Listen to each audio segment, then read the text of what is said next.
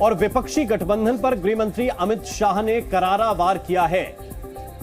उदयनिधि स्टालिन के बयान को लेकर अब गृहमंत्री अमित शाह ने विपक्ष को घेरा है, गठबंधन को घेरा है और कहा है कि इंडी अलायंस के लोग, इंडी गठबंधन के लोग इस बात का जवाब दें जो उदयनिधि ने कहा है। उन्होंने कहा कि घमंडिया गठबंधन ने अपना नाम बदला, हिंदुओं की तुलना लश्कर से की गई। इंडी अलायंस के लोग इस बात का जवाब दें, सनातन धर्म को समाप्त करने की बात कही जा रही है।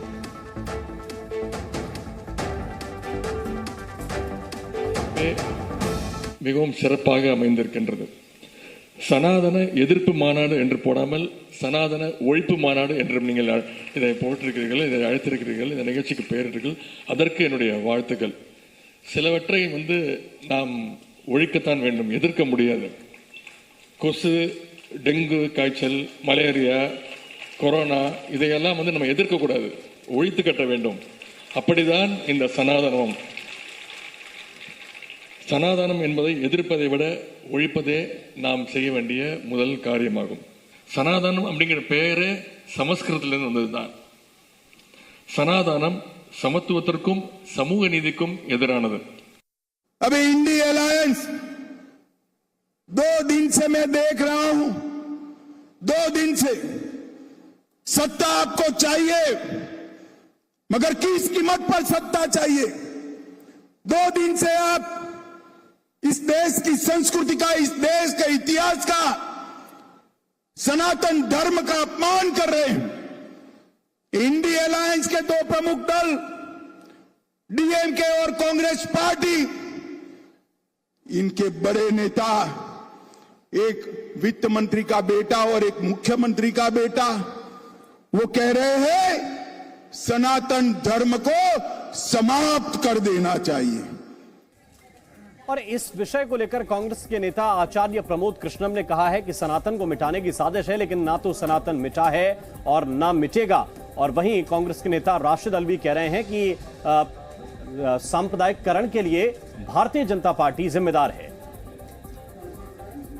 1000 साल भारत गुलाम रहा और 1000 साल तक लगातार सनातन को मिटाने की साजिशें हुई। लॉर्ड मैकाले की कुछ नाजायज औलादें ये ख्वाब दोबारा देख रही हैं। सनातन न मिटा है, सनातन न मिटेगा। पिछले 9 सालों में भारतीय जनता पार्टी ने धर्म को राजनीति में लाकर धर्म को पॉलिटिसाइज कर दिया है और उसी का ये नतीजा है कि जिसकी मर्जी आती है वो किसी भी धर्म के मामले में कुछ भी बोल देता है। ये उसकी बड़ी मिसाल है। इसके लिए जिसने बोला है वो गलत बोला है, लेकिन उससे भी ज्यादा जिम्मेदारी भारतीय जनता पार्टी के नेताओं की है, जिन्होंने धर्म को राजनीति में ले आए हैं और उसे पॉलिटिसाइज किया।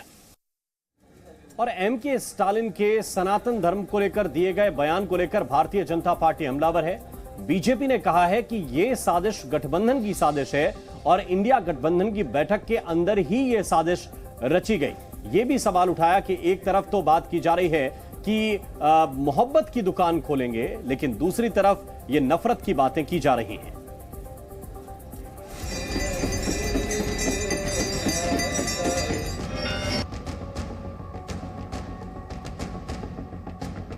சனாதனம் அப்படிங்கிற பேரு சமஸ்கிருதத்திலிருந்து வந்ததுதான்। सनातन धर्म पर स्टालिन के बेटे उदयनिधि स्टालिन के विवादित बयान पर सियासी महाभारत शुरू हो गई है। 2024 की तैयारी में जुटी बीजेपी ने इस बयान को विपक्षी गठबंधन के खिलाफ सियासी हथियार बना लिया है। स्टालिन के बेटे के बयान को बीजेपी ने विपक्षी अलायंस इंडिया से जोड़ दिया है। उदयनिधि स्टालिन की सोच को विपक्ष की सनातन के खिलाफ नफरत भरा प्रयोग करार दिया है। केंद्रीय मंत्री गिरिराज सिंह ने स्टालिन के बेटे के बयान को विपक्षी गठबंधन की सनातन के खिलाफ मुंबई बैठक में रची एक साजिश बताया और पूछा, क्या विपक्षी गठबंधन ने उदयनिधि को मुंबई बैठक के बाद अपना प्रवक्ता बनाया है? उधर कांग्रेस इस विवाद से किनारा करती नजर आ रही है। महाराष्ट्र बीजेपी अध्यक्ष नाना पटोले ने कहा कि कांग्रेस सर्वधर्म सद्भावना में विश्वास रखती है। बिहार की जनता, देश की जनता को बताएं कि महागठबंधन, लालू जी, नीतीश जी बिहार बताएं कि क्या हिंदू धर्म को खत्म कर देना ही आप महागठबंधन का एजेंडा है। स्टालिन के मुंह से बुलवाएं, बिहार में आप छुट्टियां बंद करें, ये साजिश हिंदू बर्दाश्त नहीं करेगा। और लालू प्रसाद यादव, आपकी नौटंकी नहीं चलेगी। केवल हिंदुओं को जात में बांट करके कांग्रेस की भूमिका हमारी स्पष्ट है। किसी धर्म के बारे में चेष्टा करना, किसी की भावनाओं को दर्द देना, ये कांग्रेस की भूमिका नहीं है। सर्वधर्म समभाव की भूमिका जो बाबा साहब अम्बेडकर ने हमें संविधान में दी है, उसी भूमिका को लेके चलते हैं। हम किसने क्या बोलना वो हमारे हाथ में थोड़ी है। सनातन धर्म पर उदयनिधि के विवादित बोल पर चेन्नई से लेकर दिल्ली तक सियासी बवाल मचा हुआ है। केंद्रीय मंत्री धर्मेंद्र प्रधान ने कहा कि स्टालिन के बेटे की इस सोच ने तमिलनाडु में हिंदू विरोधियों के चेहरे बेनकाब कर दिए हैं। तो वहीं कांग्रेस ऐसी सोच के लिए बीजेपी को ही जिम्मेदार ठहरा रही है। राशिद अल्वी ने कहा कि बीजेपी ने ही धर्म का राजनीतिकरण किया है। उधर सियासी हमलों के बीच भी स्टालिन के बेटे उदयनिधि अपने बयान पर अड़े हुए हैं।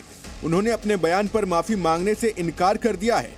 उदयनिधि स्टालिन ने सोशल मीडिया पर लिखा है कि मैं भगवा धमकियों से डरने वाला नहीं हूं, किसी भी कानूनी चुनौती का सामना करने के लिए तैयार हूं। मैं आज, कल और सदैव यही कहूंगा।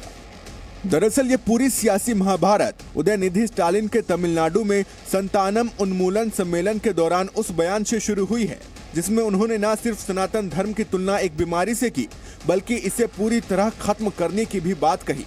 तमिलनाडु के युवा कल्याण और खेल विकास मंत्री उदयनिधि स्टालिन कई दफा हिंदी के खिलाफ बोल चुके हैं, लेकिन इस बार सनातन के खिलाफ दिए बयान को बीजेपी ने 24 का मुद्दा बना लिया है। बयान के बहाने बीजेपी ने पूरे विपक्ष को टारगेट किया है। विपक्ष से पूछा जा रहा है कि वो इस मामले में अपना रुख साफ करें। दरअसल द्रमुक और कांग्रेस का राज्य में चुनावी गठबंधन है। ऐसे में कांग्रेस पर भी बीजेपी के हमले शुरू हो गए हैं। अब देखना है कि कांग्रेस कैसे डैमेज कंट्रोल करती है। ब्यूरो रिपोर्ट, जी मीडिया। जी न्यूज़।